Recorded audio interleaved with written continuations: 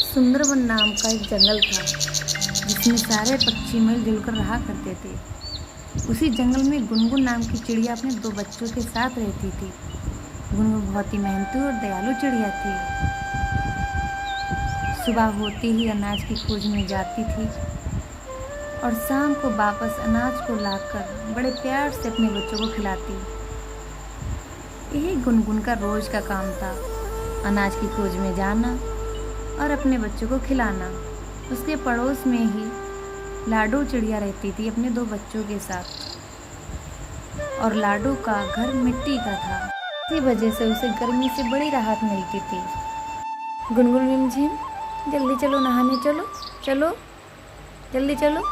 नहीं माँ, हम घर पे तो रहते हैं, कहाँ जाते हैं जो नहाएंगे। नहीं नहाना माँ। अरे घर पे खेलते हो, पूरा दिन गंदे हो जाते हो ना। चलो जल्दी चलो, नहाओ जा करके, चलो चलो। लाडो के बच्चों को नहाना बिल्कुल पसंद नहीं था। बहुत बुरा मान जाते थे जब नहाने के लिए वो लोग। जैसे तैसे लाडो ने उन्हें नहलाया, फिर धूप में सूखने के लिए ऊपर बिठा दिया कि उन्हें स्विमिंग पूल का फायदा उठाया जाए। लेकिन पर पक्षी पर एक बेरी लूंगी, अनाज की खोज में कहीं जाना भी नहीं पड़ेगा। लाडो बहन, क्या मैं तुम्हारे स्विमिंग पूल में अपने बच्चों को नहला सकती? हाँ क्यों नहीं, पर तुम्हें तो पता है ना, पर बच्चे पर एक बेरी। हाँ पता है, दे दूंगी। ये लो तुम्हारी दो बेरियां। सोना अपने बच्चों को नहलाने लगी और धीरे धीरे करके जंगल के सारे पंछी बेरी लेकर के लाडो के पास आने लगे। वह बहुत खुश थी। गुनगुन भी चाहती थी कि उसके बच्चे भी नहाएं। क्या हुआ, तुम कैसे आई हो? लाडो बहन, क्या मैं अपने बच्चों को नहला सकती हूँ तुम्हारे स्विमिंग पूल में? हाँ क्यों नहीं, पर एक बेरी लूँगी एक बच्चे पर। हाँ पर अभी तो मेरे पास नहीं है, मैं जब जाऊँगी पहाड़ी इलाकों पर तब ले आऊँगी, तब ले लेना। नहीं नहीं नहीं, ऐसा नहीं चलेगा, बेरी अभी चाहिए, वरना तुम्हारे बच्चों को नहाने को नहीं मिलेगा। मेरे पास अभी तो नहीं है। बच्चों चलो। गुनगुन वहाँ से चली जाती है अपने दोनों बच्चों को लेकर नदी की तरफ। माँ माँ, हमें भी आंटी के स्विमिंग पूल में नहाना था, बहुत अच्छा लगेगा माँ। नहीं मेरे बच्चों, हम नदी की तरफ जाएंगे, वहाँ नहाना, वहाँ का पानी बहुत साफ है। गुनगुन बहुत परेशान थी। वो भी चाहती थी उसके बच्चे भी स्विमिंग पूल में नहाएं जैसे और सभी के बच्चे नहाते हैं, लेकिन बेरी ना होने के कारण बेचारी बहुत मजबूर थी। वो अपने बच्चों को नदी पर ले आती है, फिर उनको वहीं पर नहाने को बोलती है। बच्चे आराम से नहाते हैं, बहुत अच्छे एंजॉय भी करते हैं। गुनगुन बहुत ही उदास थी। तभी कालू नाम का एक कौवा आता है। अरे गुनगुन बहन, तुम कैसे उदास बैठी हो? कुछ नहीं कालू भैया, मुनमुन और रिमझिम को लाडो के स्विमिंग पूल में नहाना है, लेकिन स्विमिंग पूल में नहाने के बदले में लाडो बेरियां लेती है। पर बेरियां के लिए हमें पहाड़ी इलाकों पर जाना पड़ता है, और मैं अपने दोनों छोटे बच्चों को छोड़कर अकेले जा भी नहीं सकती। क्या करूं? बस इतनी सी बात, मैं हूं ना, पहाड़ी इलाकों पर जाकर के बेरियां ले आऊंगा, तुम फिक्र मत करो। आहा, बड़े आए मदद करने वाले। जैसे तो बीवी बच्चे तो घर पे हैं ही नहीं, अकेले हो ना। ऐसा करो, जंगल के सारे पक्षियों का काम तुम ही करो, ठीक है? और तो कुछ करना नहीं है, यही करना। नहीं नहीं नहीं, मैं तो ऐसे ही बोल रहा हूँ, क्योंकि मैं पहाड़ी इलाकों पर जाता रहता हूँ, तो सोचा बेरियां ले आऊँगा, तो क्या गलत है? जग्गू बहुत दिनों से सेब मांग रहा है, लाकर दिया आपने? नहीं ना?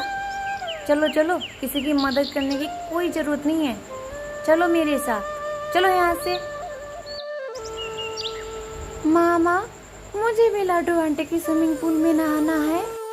तुझे कोई जरूरत नहीं है नहाने की, साफ सुथरा तो है, कहाँ गंदा हुआ है। गुनगुन उदास बैठी थी। तभी बूढ़ा कौवा आता है, क्योंकि उसने सारी बात सुन ली थी। गुनगुन बहन, तुम क्यों उदास हो? मैंने तुम्हारी सारी बातें सुन ली हैं, तुम परेशान मत हो। तुम एक काम करो, तुम पहाड़ी इलाकों पर भेड़ियाँ लेने चली जाओ और यहाँ मैं तुम्हारे बच्चों की देखभाल करता रहूँगा।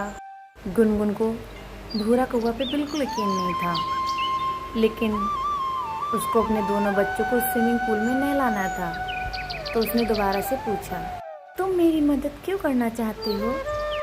मैं बहुत दिनों से बेरियां खाना चाहता हूँ, तो सोचा तुम तो जा ही रही हो, मेरे लिए भी बेरियां ले आना आते टाइम। हाँ तो ठीक है, लेकिन मेरे बच्चों का ध्यान रखना, मैं तुम्हारे लिए बेरियां ले आऊँगी। गुनगुन बेरियां लाने के लिए पहाड़ी इलाकों की तरफ चली जाती है। अरे वाह, ये तो बहुत अच्छा हुआ। मैंने सुना है पहाड़ी इलाकों की तरफ से बहुत तेज़ी से तूफान आ रहा है। मुझे तो नहीं लगता कि गुनगुन उन तेज़ तूफानों का सामना कर पाएगी और मैं इन बच्चों को निकाल के फेंक दूंगा। हा हा हा हा हा हा। गुनगुन चली जाती है और इधर भूरा दोनों बच्चों को बाहर निकाल देता है और गेट को बंद कर लेता है।